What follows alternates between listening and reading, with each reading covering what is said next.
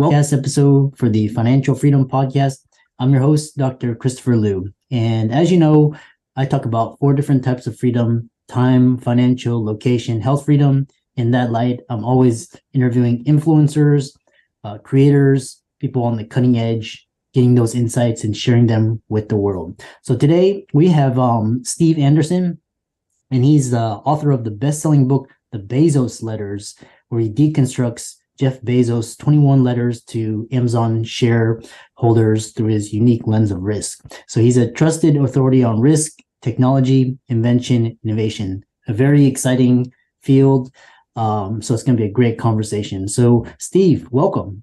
Christopher, thank you so much for having me on your show.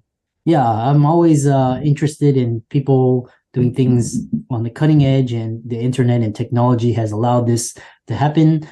Tell us more about yourself, how you got started, and we'll go from there. Great. Well, my background is the insurance industry. I've spent almost my entire career there. Early on, selling insurance, mostly to businesses. The last 25 years, focusing on technology and how it can help and impact independent insurance agents, primarily in the U.S. And that's where the germ of the idea for the book actually started, because we all know technology continues to develop rapidly. That hasn't slowed down. And the question I started asking is the biggest risk businesses face actually not taking enough risk? And that simple question started me on a journey of research and writing, and really looking at what businesses have been successful in the past but are no longer here, and what happened, and what businesses are continuing to be successful, and what's the differences. And that's where I came across the Amazon shareholder letters that Jeff Bezos wrote, as you mentioned, starting in 1997. And then his last letter was 2020 as CEO of Amazon, when he stepped into a different role. And as I read those letters, it just struck me how much he shared about Amazon's story, not just success, but the tools, the techniques, the processes, the mindset that allowed Amazon to continue to grow even today. Interesting. It's so much knowledge and wisdom there. Bezos, Buffett, Peter Thiel. One thing that you have is this idea that why Bezos is the master of risk, and know how to know when you're taking too much or not enough. And coming out of the insurance industry, it's almost, anathema, right? Because everything insurance is to mitigate risk, to reduce risk, transfer risk to an insurance policy. But there's a lot of risk in business that insurance can't touch. And what I realized with Jeff Bezos is that he took a lot of risks. And we always kind of look at entrepreneurs, people starting new businesses, as risk takers, when in fact, a lot of times they're not taking enough risk. And so one of the core tenets, and again, I have 14 principles that I, put together based on what I read. And the very first one is called encourage successful failure. Well, typically you don't hear the word success and failure in the same, phrase. And so that was where I first started getting this idea that Bezos understood risk-taking perhaps in a different way than most people approach it. And he said in his letters, actually several times, that Amazon is the best place in the world for an employee to fail, because they don't punish failure, they actually encourage it. And it's this idea of it is key to invention, which then allows innovation. So a bunch of different thoughts, kind of in that phrase. But and I still think, you look at Amazon and all the changes going on right now, and, they're still experimenting. They're still testing new ideas. They're still looking at how can they improve the experience for their customers. And again, so much knowledge and wisdom. You talk about, you talk about risk and then failure. Talk about the 4 key growth cycles that every successful company is always intentionally moving through? So what I did with, 14 principles is a lot. And so really I started looking at different principles impact different places where a business is. So the 4 cycles where the principles are grouped are test, build, accelerate, and scale. So in the test cycle, that's where we find encourage successful failure, practice dynamic invention and innovation. Those are the beginning parts. And I believe every company, no matter if you've been around a long time or are brand new, are always going through these 4 cycles. You're always testing new ideas. Certainly as a new business, you're just trying to figure out what's going to work, right? But even as a experienced business or been around a few years, one of the problems I have seen is that when a business finds a good idea, they tend to double down on that idea as opposed to testing new ideas. What's going to come next? And figuring that out. And I call it the hubris of success, meaning when a business is successful in a particular product or service, they tend to protect then that success, not figure out what else we can do. And Amazon's a great example of that because they've actually created multiple types of businesses between consumer, online, e-commerce. That's kind of what they're known for. But then they created an entire new business in Amazon Web Services and cloud computing and all of those. And then they have built out an amazing logistics and infrastructure that they now are making available to other companies, making money on that, but they've already got the huge costs that they've invested. So that really leads into that idea of, yes, double down on your success, and at the same time, figure out what's next. What else do customers want? Yeah, always looking at the next thing. The other thing is, why is, a lot of people, especially the traditional corporate, they you talk about high velocity decision making. Why is that the key? I'm smiling because it's so counter and almost to any business, right? High velocity. What does that mean? Well, for Bezos, it was one of the things he emphasized and a key for why Amazon was able to grow like they have. And so the way he described it is there are 2 types of decisions, type 1, type 2, right? Not very creative there, but type 1 decisions are really bet the company decisions, meaning they're big, their implications are significant. And he said those kinds of decisions need to be and should be taken slowly with as much information as you can gather before you actually make that decision, because they're almost irreversible. On the other hand, type 2 decisions are really just the opposite. They're almost that day-to-day decision making that goes on in the company. But he says the problem is, as a company grows, they get, in my words, not his, they get more bureaucratic, right? Think about the supervisor has to approve it before it goes to the manager, before it goes to the regional director, right? You've got these layers of decision making, and all that does is slow down growth. And so type 2 decisions are really 90%, 95% of the decisions made in a company. So they should be made fast by small teams, not big, huge teams, small teams, and that have the authority to make that decision and move forward. And it's not, people get afraid of giving employees authority to make decisions. But the reality is, if it truly is a type 2 decision and they make a wrong decision, or you don't like what they made, you just change it. It's kind of like no big deal. And I think that's, and they certainly practice that at Amazon. Part of that small team is what they call a 2-pizza team.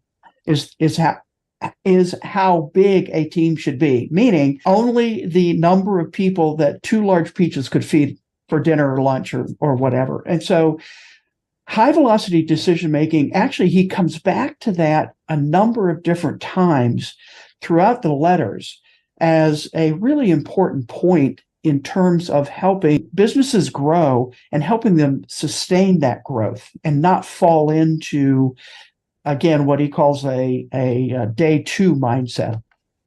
Interesting. I've been listening to some podcasts for a lot of tech CEO, and they're talking about, especially during these times, you just want to survive and stay resilient and basically execute quickly and keep your costs low, and then basically delayer everything so everything gets executed faster, more efficient. Mm-hmm. And that's exactly what this is talking about, is that same kind of process. But it is hard. I'm not saying it's easy. And I think the bigger you become as a business, the harder it is to either give up that control or to trust your employees that they actually will make the quote right decision. Yeah, very interesting. Also talk about this idea where we talk about what is the flywheel, what that is, and why it's Amazon's secret growth weapon. So the flywheel principle is in the second cycle, which is build. So kind of once we've tested, we've got these ideas, we have an indication of the direction we're headed. How do we actually accelerate and build on that idea? So the background of that is Jim Collins' book, Good to Great, right? Probably on many business owners' shelves, or they've read it at some point, in their career. But chapter 8 of that book is called The Flywheel and the Doom Loop. Now, go back to 2001. Jim Collins was invited by Jeff Bezos to an off-site senior leadership team retreat. And they spent one entire day just talking about the flywheel. And they worked on, they meaning the senior leadership team, literally drawing out Amazon's flywheel. And you can find a picture of it on the Amazon website. But it's the core in the middle is growth. That was Amazon's key kind of metric, or what they wanted to accomplish. Bezos said very early on, we need to grow as fast as we can in order to take advantage of economies of scale, right? So that's kind of the idea behind it. And then the flywheel, I mean, think about it, a flywheel typically is a large, probably metal wheel that takes a lot of energy to get going. It's heavy, it's big, but once you start moving it, it tends to start running on its own. So what was the components that helped Amazon move that flywheel and continue to grow? Well, first was their website, customer satisfaction with how easy it is to buy on Amazon's website. Now, again, this is early in 2001, but Amazon has spent billions of dollars making their website easy. In fact, when I ask people when I'm doing a presentation, why do you buy on Amazon? Almost always it's just easy, right? So making that easy brings more customers in, primarily due to word of mouth. Now, kind of interesting side is Amazon early on did not advertise very much because they relied on customers' word of mouth to grow. More people that came in and bought on the site, the more product they sold, the more negotiating power they had with manufacturers in order to lower prices. So now so they came in, but now they're finding low prices, and then add to that fast delivery, right? And those are three Amazon's customer pillars: wide selection, low prices, and fast delivery. And then in order to continue to accelerate that, in 2001, they allowed third-party merchants to sell on their same pages that they were selling, Amazon was selling. And now today, that accounts for, numbers are a little squishy, but around 58 to 60% of all sales on Amazon are done by third parties. Crazy idea. Allowing your competitors on your site to sell right next to you. I mean, think about that. I mean, that's just crazy. But here's what Bezos said. If it's better for the customer, I hit a wrong button there, sorry. If it's better for the customer, it will be better for Amazon and our shareholders. Meaning, if the third-party seller has a product and we don't have it in stock, it's better for the customer. if they have a price that's lower than us, it's better for the customer. And Amazon made money because they charged a fee for them to be on there, right? So that all of those inputs into the flywheel kept that flywheel spinning faster and faster, accelerating their growth, certainly in the 2000s and even today. Yeah, I think Amazon, one of those just modern day tech success stories. And other things is you talk about Amazon growth principles that are hidden in plain sight in the share owner letters. Just briefly and elaborate. Yep. Well, I will make a comment because you shifted also. So he started out the salutation as dear shareholder, and about 2006 he shifted to share owner, and he felt very passionate about stockholders should be owners and think like owners. And so that's just a tiny little interesting shift in his mindset. But now I just lost the question. I'm sorry. Amazon growth principles hidden in plain sight. Hidden in plain sight. Mm-hmm. So most shareholder letters, I read quite a few. And I would say, you mentioned earlier, Warren Buffett's an exception. And I think Jeff Bezos is an exception. Their letters are not just touting what the company did and their success, but both talk about or teach or help people understand kind of the why behind the numbers. And I didn't realize that until I literally sat down, and this is, again, part of where the idea for the book came from, and I read through the letters in order. 48,000 words. It's a book, right? And there were threads of concepts that were woven throughout the letters. And so I call them hidden in plain sight because they were there, but the context of all the letters helped me, at least, see them, understand them.